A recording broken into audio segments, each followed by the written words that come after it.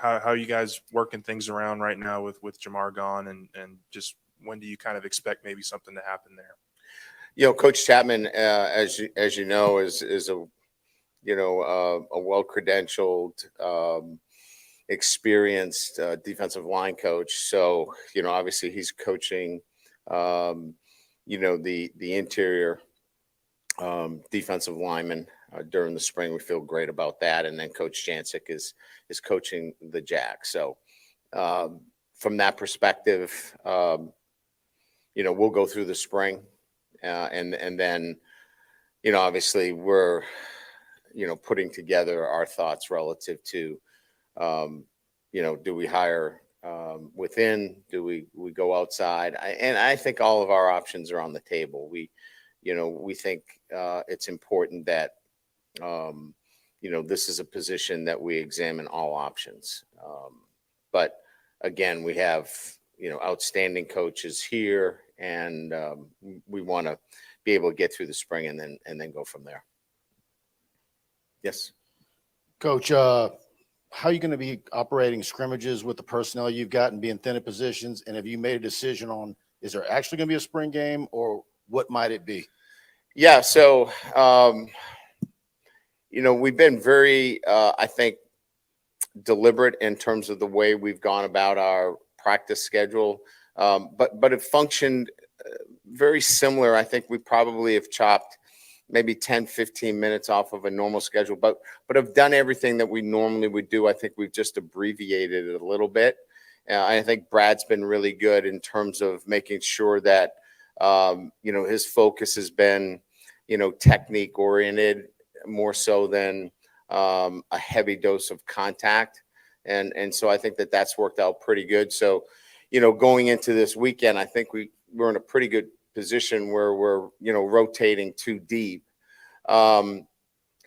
There's going to be some spring game action. Now, if we abbreviate it and then, maybe you see some situational work as well, that's on the table, but there'll be some live scrimmaging in the game.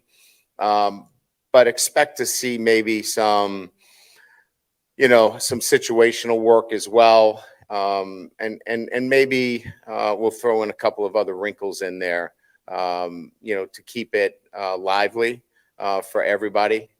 But I think we're in a pretty good position now as we get closer and closer to the halfway point that we'll be able to get a good scrimmage in. When looking for a coach, I guess specifically D-line right now, how do you weigh out all the different variables of kind of the pros of being a coach, a teacher, a recruiter, experience, all these different things? Yeah, I know. I mean, I think if you would just look at assembling a staff in the SEC, look at the position groups that make, such an important impact on your team. And I mean, you'd hard pressed to say that the defensive line is not as important as any position. So, recruiter and talent developing is got to be at the top of the list. So, the ability to recruit in the SEC and develop talent is got to be 1A, 1B. So, what does that mean? I mean, I think, it narrows your pool, from that perspective. Experience then comes into being part of that, right? You can't be an inexperienced, never been in the SEC or knows the recruiting of this landscape, and be a qualified candidate.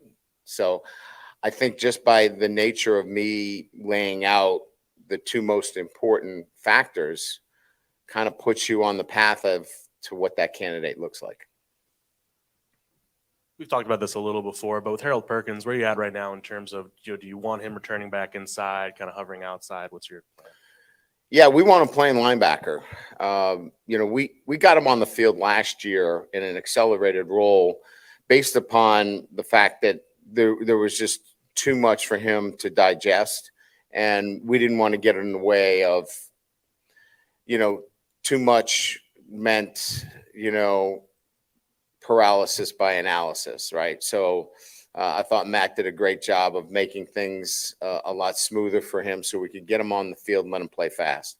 Now it's time to take the whole, position and, teach it. So, he's a linebacker. He's going to play linebacker. And he's fully invested in that position. So you'll see him playing linebacker for us. Miles Frazier's been out the last couple of days, and he's back now. What sort of progress have you sort of seen from him? And yeah, he's had a good week. He was back in the rotation today. So, missed a little bit of time, but I think it was just a small hiccup in his development. So kind of stepped right in there. Didn't even notice he had been out. Hey, Coach, I know the tight ends have been pretty young coming in with Yeah. Jackson and Mack. What do you think about them and their progression so far during the spring? Been really pleased. Didn't know what to expect, obviously, coming in. We knew they were going to be players that would eventually help us in some fashion, but I think that their play this spring has been more than we expected. So I think we're excited about what they can do, and they're most likely going to be able to help us in the fall. Brian, when it comes to sort of, I guess, evaluating whoever this potential defensive line coach ends up being as a recruiter, other than maybe just seeing, what they've done on the recruiting trail in terms of who they've recruited, how do you go about identifying and evaluating that aspect of the job? Well, I think one of the criteria would be certainly recognizing who they've recruited in the past, and then their understanding of, recruiting to LSU and the SEC. So you're talking to a number of different people that know them or have knowledge of that person.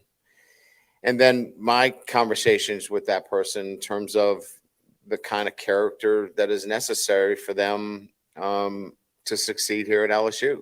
So, look, I mean, we could turn on the film and we could see a 5-star defensive lineman. That's easy, but there has to be more to it than that. And so having conversations with a defensive line coach that recognizes that it's much more than just the ability.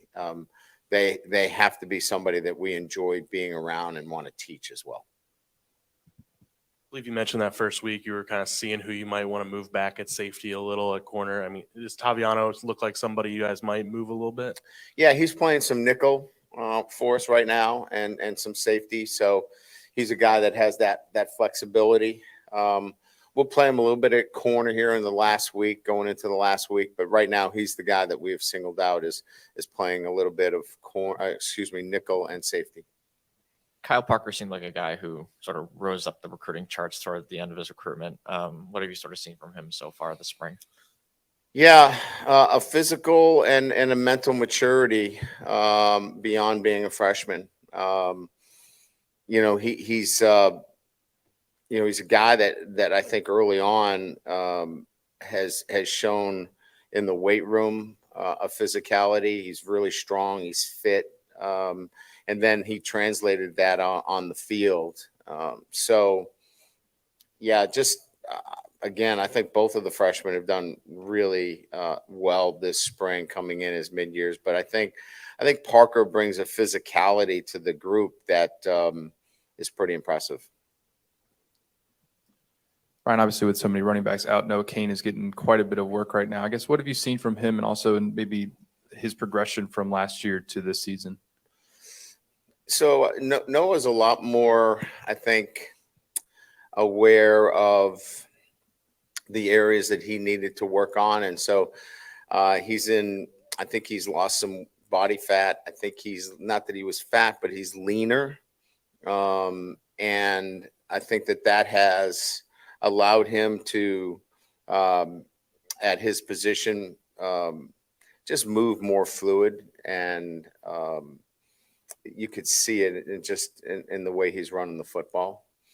Secondly, I think it's been really good for him because he's gotten a lot of work in pass protection.